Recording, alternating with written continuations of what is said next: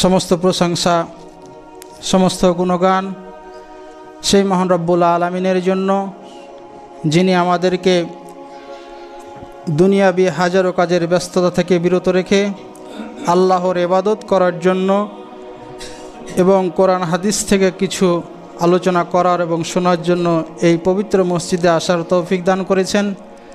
সেই মহান রব্বুল আলামিনের দরবারে আমরা শুকরিয়া করি, বলেন আলহামদুলিল্লাহ।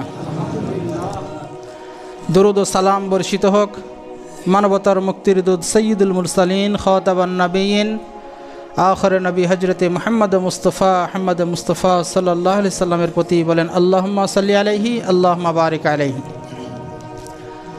সম্মানিত হাজিরিন, বিগত জুমাতে আলোচনা করছিলাম যে সমস্ত আমল করলে বেশি নেকি পাওয়া যায় এবং সহজে গুনাহ মাপের উপায়, সেই আমলগুলো কি কি এগুলো আলোচনা করছিলাম। তারই ধারাবাহিকতায় আজকে আলোচনা একটি পয়েন্ট। গত জুমায় আলোচনা করছিলাম আজানের ফজিলত। আজকের আলোচনার বিষয় হলো উজুর ফজিলতটা কি এবং উজুর পরের শেষের দোয়াগুলো কি। সম্মানিত হাজিরিন, আমরা নামাজের জন্য যে উজু করে আসি, আমরা মুখমণ্ডল হাত ধৌত করে আসি, এর নাম হচ্ছে উজু। এই উজুর অনেক নেকি রয়েছে, অনেক ফজিলত রয়েছে এবং যখনই আমরা উজু করিনি তখনই যখনই আমরা নামাজ পড়ার জন্য আসি বা নামাজ পড়ি তখনই উজু করতে হয়। আল্লাহ তাআলার এটা নির্দেশ।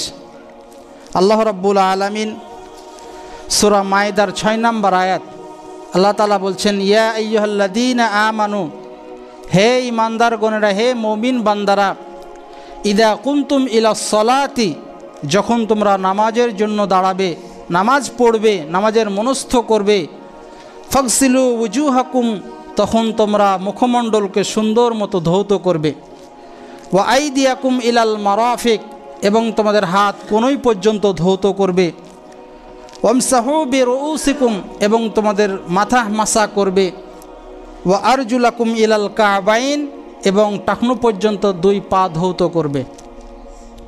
এক কথায় উজু করতে হলে উজুর ফরজ 4টি আল্লাহ রাব্বুল আলামিন এখানে বর্ণনা করেছেন। 1 নম্বর হচ্ছে হাত মুখমণ্ডল ধৌত করা, 2 নম্বর কোনই পর্যন্ত হাত ধৌত করা, 3 নম্বর মাথা মাসে করা, আর 4 নম্বর হচ্ছে টাকনু পর্যন্ত পা ধৌত করা। এই 4টে জিনিস অবশ্যই ভালো মতো ধৌত করতে হবে। সম্মানিত হাজিরিন, তাহলে আমরা বুঝতে পারলাম যে যখনই আমরা নামাজ পড়ব, নামাজ আদায় করব, তখনই আমাদের পূর্ব শর্ত হলে উজু করতে হবে।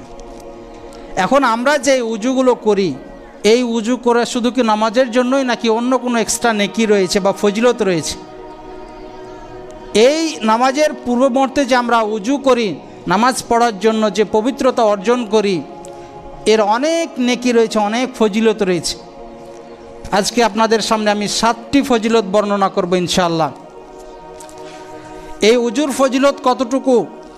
রাসূল সাল্লাল্লাহু আলাইহি সাল্লাম বলেছেন, কোনো ব্যক্তি যদি সুন্দর মতো উজু করে তাহলে তার গুনাহগুলোকে মাফ করে দেওয়া হয় এবং তার মান মর্যাদা আরও বৃদ্ধি করা হয়।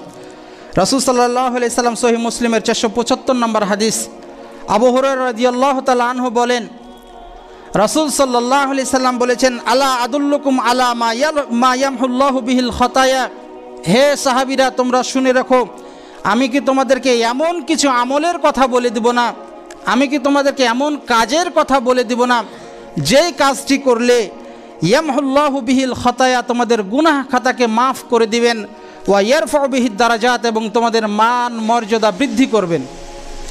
রাসূল সাল্লাল্লাহু আলাইহি সাল্লাম সাহাবীদেরকে বলছেন, হে সাহাবীরা তোমরা শুনে রাখো, তোমরা যদি তোমাদের এমন কিছু কাজ আমি বলবো যেই কাজ করার কারণে তোমাদের গুনাহ খাতাকে মিটিয়ে দিবেন আল্লাহ রাব্বুল আলামিন এবং তোমাদের মান মর্যাদাকে বৃদ্ধি করে দিবেন।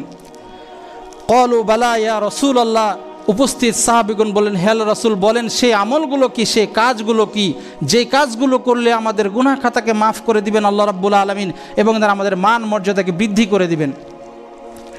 রাসূল সাল্লাল্লাহু আলাইহি সাল্লাম 3টি আমলের কথা বললেন। কয়টি আমলের কথা? 3টি আমলের কথা। দয়া করে কেউ ঘুমাবেন না, একটু শুনবেন মনোযোগ সহকারে। রাসূল সাল্লাল্লাহু আলাইহি সাল্লাম বলেন, তোমরা যদি 3টি কাজ করো তাহলে তোমাদের গুনাহ খাতাকে মাফ করে দিবেন এবং তোমাদের মান মর্যাদাকে বৃদ্ধি করে দিবেন।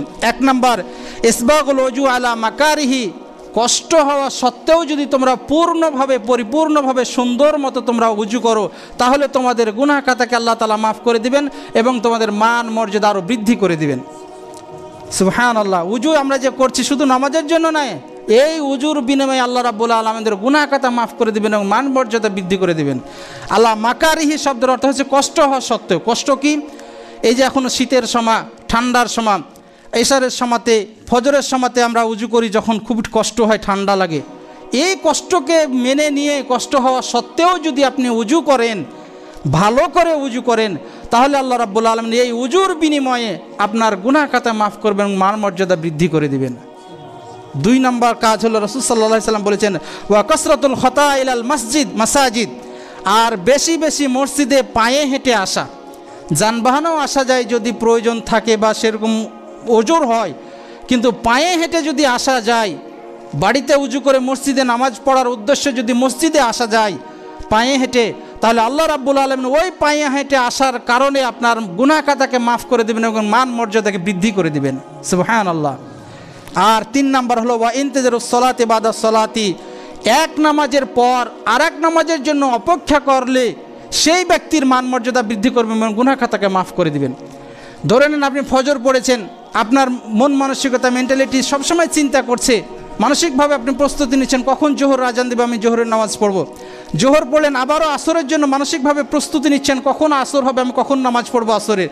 আবার আসর পড়লেন, আবার মাগরিবের জন্য প্রস্তুতি নিচ্ছেন, আমি আজান দিলে আমি মাগরিবের নামাজ পড়ব। এইভাবে এক নামাজের পরে আরেক নামাজের জন্য যে অপেক্ষায় থাকা, আপনি সেখানে কোনো ইবাদত করছেন না, জাস্ট সেই সময়ের জন্য আপনি অপেক্ষাটা করছেন। এই অপেক্ষা করার কারণে আল্লাহ রাব্বুল আলামিন আপনার গুনাহ খাতাকে মাফ করে দেবেন এবং মান মর্যাদাকে বৃদ্ধি করে দেবেন। সুবহানাল্লাহ। আল্লাহ রাব্বুল আলামিন নেকি করার জন্য কত সুযোগ দিয়েছেন আমাদের। তাহলে আমরা যদি এই কাজগুলো, আমলগুলো করি, তাহলে আমাদের মান মর্যাদা এবং গুনাহ খাতাকে মাফ করবেন আল্লাহ রাব্বুল আলামিন। সম্মানিত হাজিরিন, এই হচ্ছে যে 1 নাম্বার উজু করার ফজিলত। 2 নাম্বার উজু করার ফজিলত হলো, কোনো বান্দা যদি উজু করে, নামাজের জন্য সুন্দর মতো উজু করে, তাহলে সেই ব্যক্তির হাত থেকে, মুখ থেকে, এমনকি পুরো শরীর থেকে তার গুনাহ খাতাগুলো ঝরে পড়ে যায়। রাসূল সাল্লাল্লাহু আলাইহি সাল্লাম বলেছেন, সহিহ মুসলিমের 465 নম্বর হাদিস, রাসূল সাল্লাল্লাহু আলাইহি সাল্লাম বলেছেন, ইদা তাওয়াজ্জাল আব্দুল মুসলিম আবুল মুমিন, কোনো বান্দা যখন উজু করে, কোনো মুমিন ব্যক্তি যখন উজু করে, ফা আহসানাল উজু, এবং সুন্দর মতো উজু করে, তখন ফা গসালা ওয়াজহাহু খরাজা কুল্লু খতিয়াতিন নাযারা ইলাইহা, যখন মুখমণ্ডল ধৌত করে, তখন এই মুখমণ্ডল ধৌত করার কারণে মুখ দ্বারা, চোখ দ্বারা যে সমস্ত গুনাহগুলো হয়েছে, পানি নামার সাথে সাথে, পানি পড়ার সাথে সাথে তার গুনাহগুলো ঝরে পড়ে যায়। সুবহানাল্লাহ। উজু করার জন্য যখন আমরা মুখ ধৌত করি না, এই মুখের মাধ্যমে, চোখের মাধ্যমে যে গুনাহগুলো অর্জন করেছি, সেই গুনাহগুলো উজুর পানির সাথে সাথে, উজু পানি যেমন পড়ে, তখন গুনাহগুলো ঝরে পড়ে যায়। রাসূল সাল্লাল্লাহু আলাইহি সাল্লাম বলেছেন, ফাইজা গসালা ইয়াদাইহি খরাজা মিন ইয়াদাইহি কুল্লু খতিয়াতিন কানা বাতাসাতহা, আর যখন উজু করার জন্য হাত ধৌত করে, এই হাত দ্বারা অর্জিত গুনাহসমূহগুলো উজুর পানির সাথে সাথে ঝরে পড়ে যায়। সুবহানাল্লাহ। ফাইদা গসালা রিজলাইহি খরাজাত কুল্লু খতিয়াতিন মাসাতহা রিজলাহু মাআল মাই, আর যখন উজু করার জন্য পা ধৌত করে, এই পায়ের দ্বারা অর্জিত গুনাহ করতে গিয়ে পায়ে হেঁটে গেছে, এই গুনাহ, অর্জিত গুনাহগুলো পা ধোয়ার সাথে সাথে গুনাহগুলো ঝরে পড়ে যায়। সুবহানাল্লাহ। এই হচ্ছে উজুর ফজিলত। এমনকি গুনাহ ঝরতে ঝরতে হাত্তা ইয়াখরুজু তাকিয়ান মিনাজ যুনুব, সেই ব্যক্তিটি গুনাহগুলো ঝরতে ঝরতে ঝরতে সে সম্পূর্ণটাই পাপমুক্ত হয়ে যায়, আর তার কোনো পাপই থাকে না। এই হচ্ছে যে উজুর ফজিলত। 2 নম্বর উজুর ফজিলত হলো, কোনো ব্যক্তি যদি সুন্দর মতো উজু করে, তাহলে সেই ব্যক্তির পুরো শরীর থেকে তার গুনাহগুলো ঝরে পড়ে যায়। সহিহ মুসলিমের 466 নম্বর হাদিস, এমনকি রাসূল সাল্লাল্লাহু আলাইহি সাল্লাম বলেছেন, কোনো বান্দা যখন সুন্দর মতো উজু করে, ভালো করে উজু করে, তার গুনাহগুলো ঝরতে ঝরতে ঝরতে এমনভাবে ঝরে যায় যে হাত্তা তাখরুজু মিন তাহতি আযফারিহি, তার নখের মধ্যে যে সমস্ত গুনাহগুলো থাকে, এই গুনাহগুলোও তার ঝরে পড়ে যায়, সে একদম গুনাহ থেকে মুক্ত হয়ে যায়। সুবহানাল্লাহ। এই হচ্ছে উজুর ফজিলত। উজু খুব গুরুত্বপূর্ণ একটি ফজিলত। 3 নম্বর ফজিলত হলো, কোনো বান্দা যদি উজু করে বাড়িতে উজু করে মসজিদে পায়ে হেঁটে আসে, তাহলে সেই ব্যক্তির জন্যও নেকি রয়েছে। আবু দাউদের 563 নম্বর হাদিস, সাঈদ ইবনুল মুসাইয়িব রাদিয়াল্লাহু তাআলা আনহু থেকে বর্ণিত, তিনি বলেন, ইদা তাওয়াজ্জা আহাদুকুম ফাহসানাল উজুয়া, কোনো বান্দা যখন উজু করে সুন্দর মতো উজু করে, উজুর আবার সুন্দর আছে। স্বাভাবিকভাবে যে আমরা উজু করি, উজুর অঙ্গগুলোকে একবার করে ধোই, এটা হচ্ছে স্বাভাবিক উজু। কিন্তু সুন্দরভাবে উজু করা হলো, প্রত্যেকটা উজুর অঙ্গকে 3 বার করে ধৌত করার নাম হচ্ছে সুন্দর উজু করা। উজুর অঙ্গ যেমন মুখমণ্ডল ধৌত করা, হাত ধৌত করা, পা ধৌত করা, এই সমস্ত অঙ্গগুলো, অঙ্গ প্রত্যঙ্গগুলো, উজুর অঙ্গগুলোকে 3 বার করে ধোয়া, ভালো করে ধোয়ার নাম হচ্ছে সুন্দর উজু করা। একবার ধৌত করতে যদি 5-6 বার পানিও লাগে, তাও সেটা একবার ধরা হবে। বুঝতে পেরেছেন তো? সুন্দর উজু করা, উজুর প্রত্যেকটা অঙ্গকে 3 বার করে ধৌত করার নাম হচ্ছে আহসানুল উজু বা সুন্দর করে উজু করা।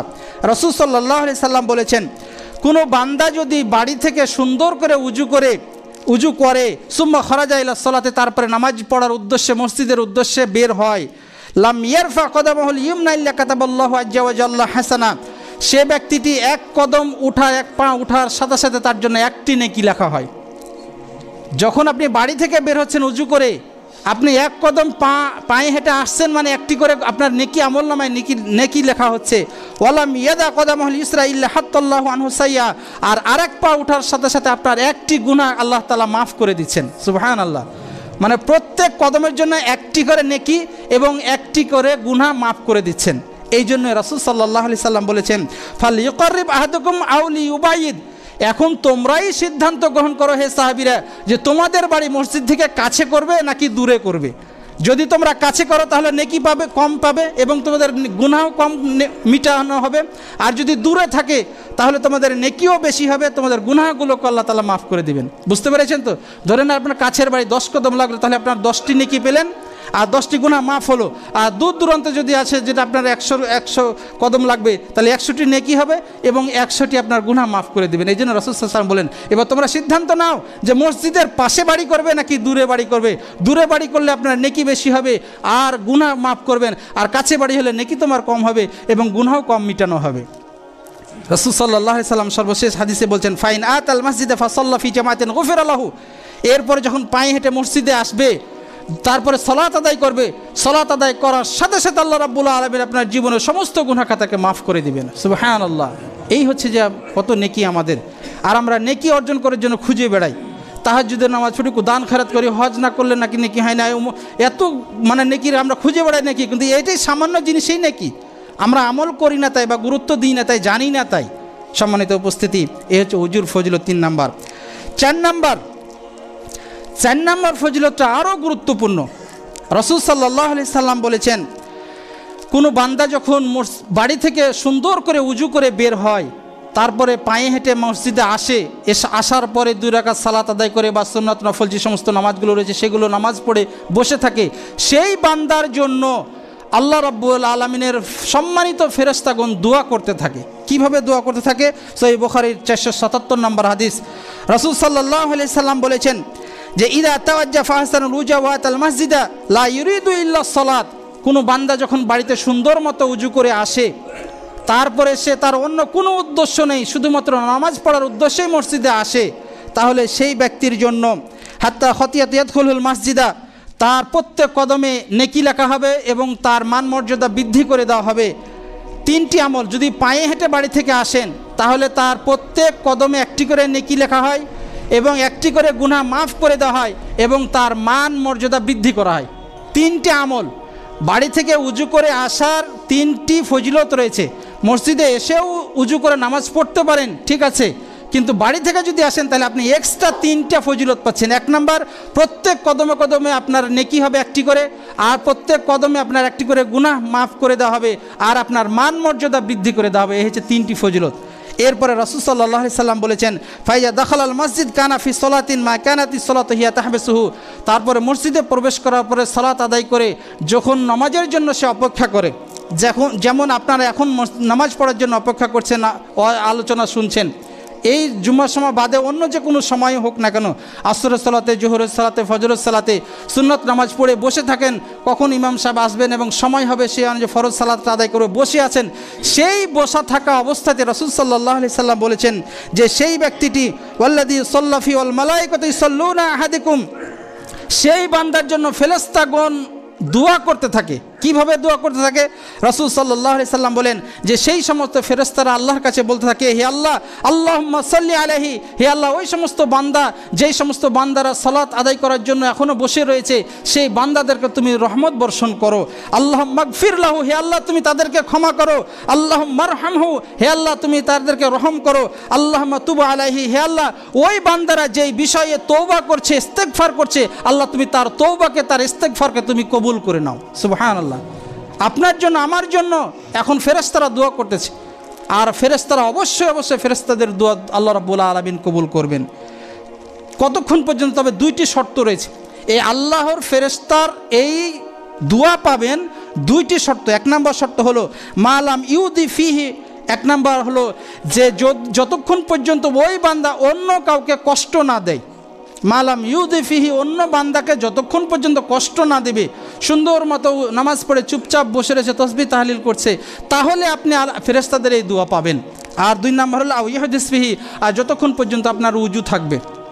যদি আপনার উজু নষ্ট হয়ে যায়, যদিও আপনি অন্য কাউকে কষ্ট দেন, আপনি পাশে বসে আছেন এমন অবস্থায় যে কোনো একটু কারণে আপনি অন্যকে একটু ঠেলা দিয়ে কথা বলেন, অন্যর গীবত করলেন বা অন্যকে একটু কষ্ট দিলেন, যে কোনো উপায়ে হোক না কেন, যদি আপনি কষ্ট দেন তাহলে আপনার ওই ফেরেশতাদের আর নেকি পাবেন না, দোয়া পাবেন না। আর যতক্ষণ পর্যন্ত আপনি অন্য কাউকে না কষ্ট দিয়ে থাকেন, তাহলে আল্লাহ রাব্বুল আলামিনের সম্মানিত ফেরেশতাগণ আপনার জন্য দোয়া করতে থাকে।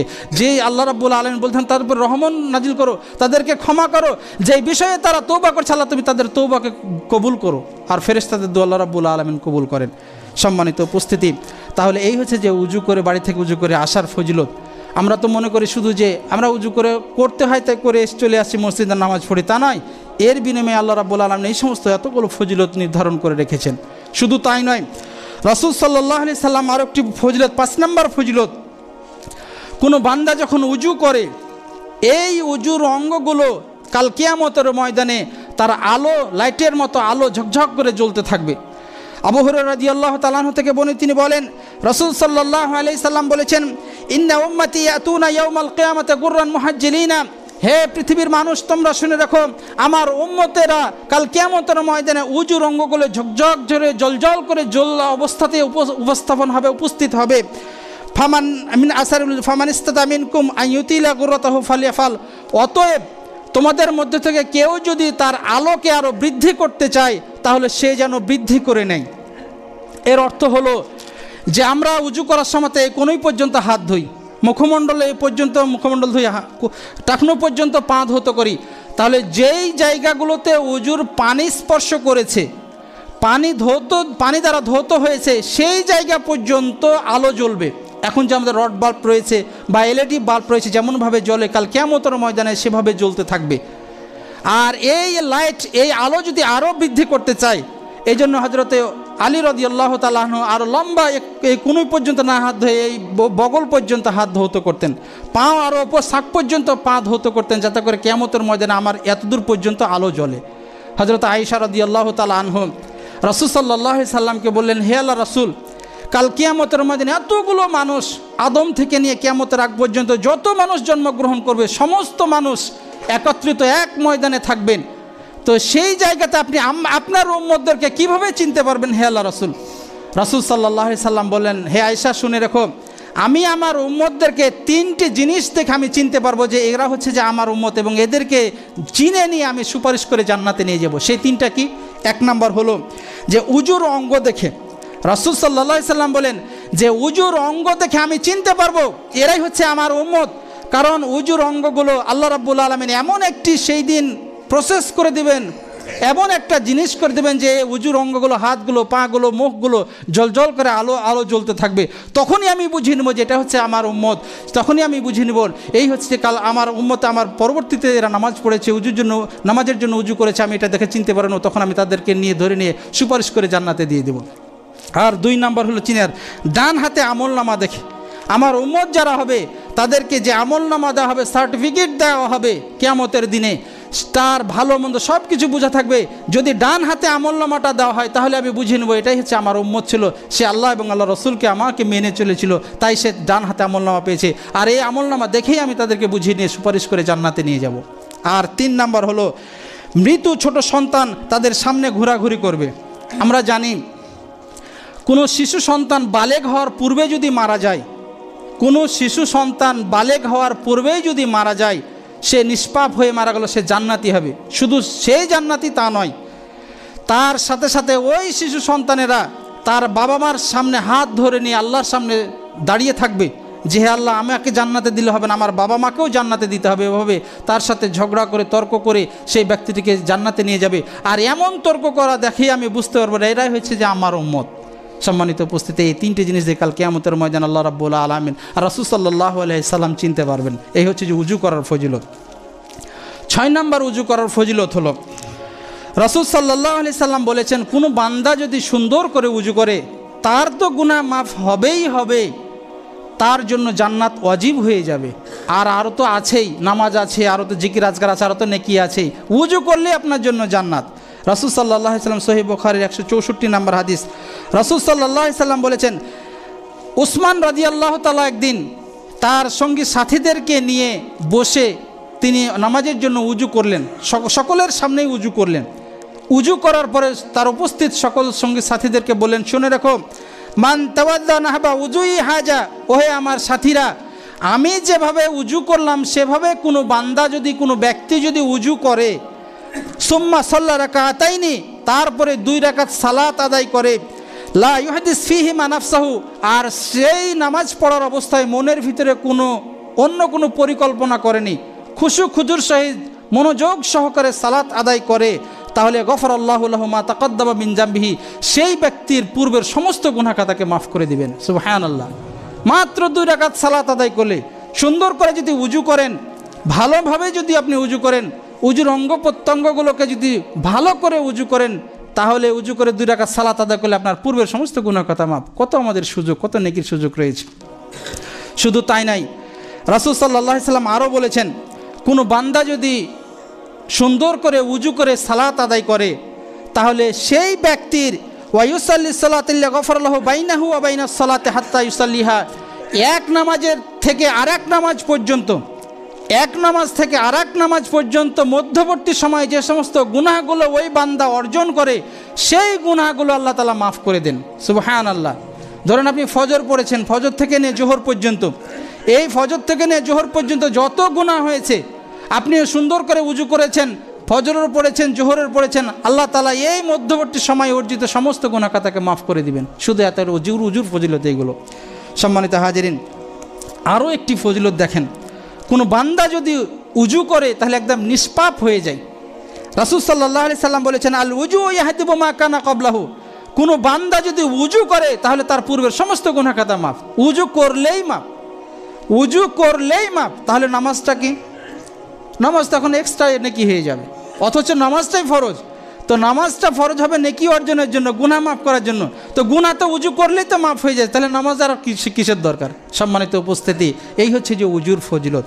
এমন কি রাসূল সাল্লাল্লাহু আলাইহি সাল্লাম বলেছেন, কোনো বান্দা যদি উজু করে সালাত আদায় করে, ফায়ালামু মা ইয়াকুলু, এবং নামাজে সে কি বলে তা জানে, ইল্লা ইনতাফালা ওয়া হুয়া কায়াউমিন ওয়ালাদাতহু উম্মুহু, তাহলে সেই ব্যক্তিটি নামাজ পড়ে ফিরে গেল সেই দিনের মতো নিষ্পাপ হয়ে, যেই দিন তার মা তাকে নিষ্পাপ করে জন্মগ্রহণ করেছিলেন, সেই দিনের মতো নিষ্পাপ হয়ে মসজিদ থেকে বের হয়ে যায়। সুবহানাল্লাহ। কত নেকি নেবেন?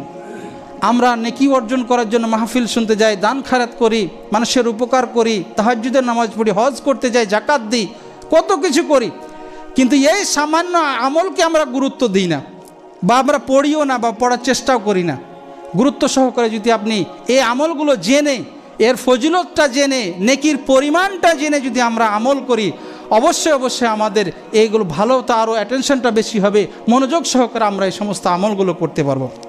সম্মানিত হাজিরিন, রাসূল সাল্লাল্লাহু আলাইহি সাল্লাম বলেছেন, কোনো বান্দা যখন উজু করে, মা মিন মুসলিমিন ইয়াতাওয়াজ্জা ফাহিসানুল উজু, কোনো বান্দা যখন উজু করে এবং উজু করে সুন্দর মতো উজু করে, সুম্মা ইয়াকুমু ফায়ুসাল্লি রাকাতাইনি, মুকবিলান আলাইহিমা বিকলবিহি ওয়া ওয়াজহি, তারপরে মসজিদে এসে মনোযোগ সহকারে আল্লাহর প্রতি খুশু হয়ে বিনয়ের সাথে 2 রাকাত সালাত আদায় করে, ইল্লা ওয়াজাবাত লাহুল জান্নাহ, সেই ব্যক্তির জন্য জান্নাত ওয়াজিব হয়ে যাবে। সুবহানাল্লাহ। নামাজ পড়লে আপনার জন্য আমার জন্য জান্নাত ওয়াজিব হয়ে যাবে। শুধু তাই নয়, আরও একটি গুরুত্বপূর্ণ ফজিলত, সর্বশেষ 7 নম্বর যে ফজিলতটা, এই ফজিলতটা শুনে কত আপনারা খুশি হবেন একটু দেখেন। আবু দাউদের 558 নম্বর হাদিস, মিশকাতের 728 নম্বর হাদিস, আপনারা একটু দেখতে পারেন। আমি নাম্বারগুলো দিয়ে দিচ্ছি, মনে আমার নিজে থেকে আমি কথা বলছি না, এগুলো দলিল ভিত্তিক রসুলের হাদিস, সহিহ হাদিস, সেগুলোই আমি আলোচনা করি।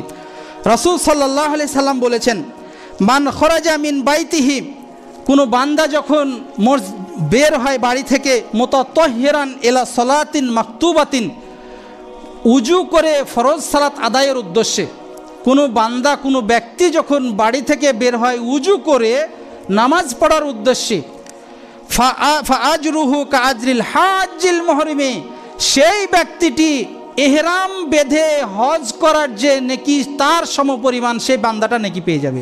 সুবহানাল্লাহ। কত চিন্তা করেছেন, একটা ব্যক্তি হজ করতে গেলে তার 7 লক্ষ 8 লক্ষ টাকা খরচ হয়, তাকে মক্কা মদিনায় যেতে হয়, প্লেনে করে যেতে হয়, সাফা মারওয়া সাই করতে হয়, কঙ্কর নিক্ষেপ করতে হয়, মিনাতে থাকতে হয়, মুজদালিফাতে অবস্থান করতে হয়, কত কষ্ট করার পরে তারপরে না নেকি পায়।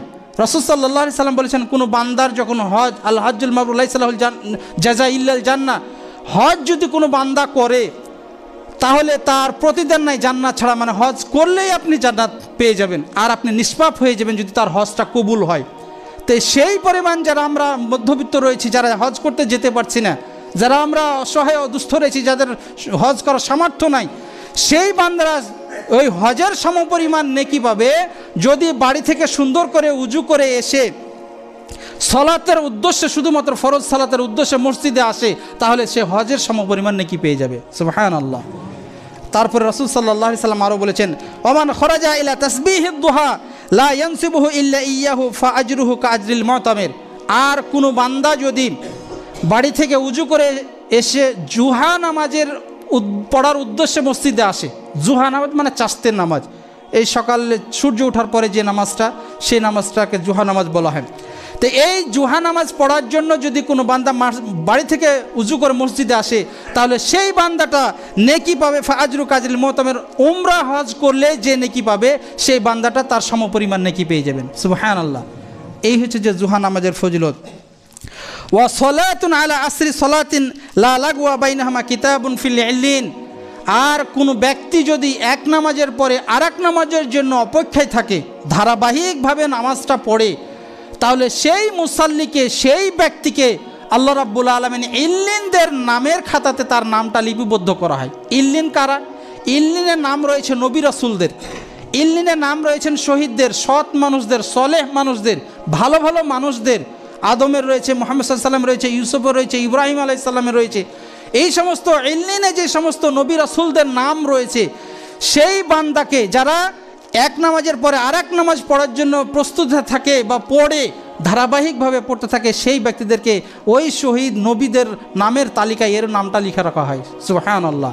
এই হচ্ছে যে নামাজের ফজিলত এবং ওজির ফজিলত। সম্মানিত হাজিরিন, আমরা উজুর পরে যে দোয়াটি রয়েছে, এই দোয়াটা সকলেরই মুখস্থ রয়েছে বা আমরা পড়ি।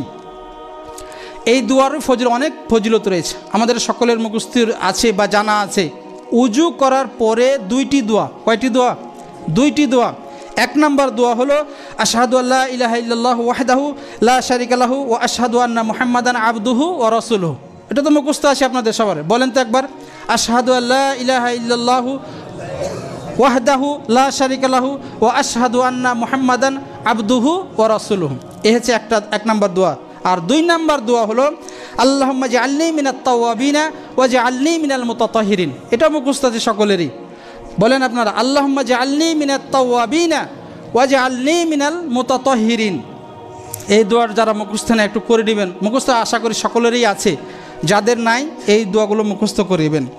এই দোয়ার ফজিলতটা দেখেন কত বড় ফজিলত। শুধু এই দোয়াটা যদি আপনি বলতে পারেন উজু শেষে, রাসূল সাল্লাল্লাহু আলাইহি সাল্লাম বলেছেন, মান তাওয়াজ্জা ফাহসানাল উজু সুম্মা ক্বাল, কোনো ব্যক্তি যখন উজু করে এবং সুন্দর মতো উজু করে, উজু করার পরে এই দুইটি দোয়া বলে, আশহাদু আল্লা ইলাহা ইল্লাল্লাহু ওয়াহদাহু লা শারিকা লাহু ওয়া আশহাদু আন্না মুহাম্মাদান আবদুহু ওয়া রাসূলুহু। আর তিরমিজির হাদিসের মধ্যে রয়েছে এই দোয়াটাও শেষেরটা, আল্লাহুম্মা জাআলনি মিনাত তাওয়াবিনা ওয়া জাআলনি মিনাল মুতাতাহহিরিন। উজু করার পরে কোনো বান্দা যদি এই দোয়াগুলো পড়ে তাহলে ফুতিহাত লাহু সামানিয়াতুল আবওয়াবিল জান্নাহ, তার জন্য জান্নাতের 8টি দরজাকে খুলে দেওয়া হয়। সুবহানাল্লাহ। ইদখুলু মিন আইয়িশা, যে কোনো দরজা দিয়ে সে বান্দা তখন প্রবেশ করতে পারবে। শুধুমাত্র আপনি বললেই আপনার জান্নাতের দরজা সব খোঁজা, যে কোনো দরজা দিয়ে আপনি খুলতে পারেন। আপনি জান্নাতের রায়্যান দিয়ে যেতে পারেন, জান্নাতের মাওয়াদে যেতে পারেন, জান্নাতের যে 8টি যে স্তর রয়েছে যে কোনো স্তরে আপনি প্রবেশ করতে পারেন যদি আপনি উজু করার পরে এই দুইটি দোয়া আপনি বলেন তো আপনারা তো মুখস্থ আছে ইনশাল্লাহ। এবার হচ্ছে আরও একটি ফজিলত বলি, উজু করার পরে তাহিয়াতুল উজু নামে 2 রাকাত সালাত আছে। আপনারা কি জানেন তাহিয়াতুল উজু মানে উজু করার পরে 2 রাকাত সালাত আদায় করাকে তাহিয়াতুস সালাত বলা হয় বা তাহিয়াতুল উজু। মসজিদে যেমন আমরা আসি তাহিয়াতুল মসজিদ 2 রাকাত নামাজ পড়ি না আমরা, মানে মসজিদে বসার আগেই মসজিদের অনুমতি নেওয়া বা মসজিদের হক যেটাকে আমরা বলে থাকি, মসজিদে প্রবেশ করার সাথে সাথে 2 রাকাত সালাত আদায় করি, এই সালাতকে বলা হয় তাহিয়াতুল মসজিদ। তারপরে তো সুন্নত নফল অন্যগুলো তো আছেই। এইভাবে তাহিয়াতুল উজু মানে যে কোনো সময় আপনি যে কোনো সময় উজু করেন না কেন, নামাজের জন্য হোক এমনিতেই হোক, যে কোনো সময় আপনি উজু করবেন, সেই উজু করার সময়ে 2 রাকাত সালাত আদায় করতে হয় উজু করেছেন বলে।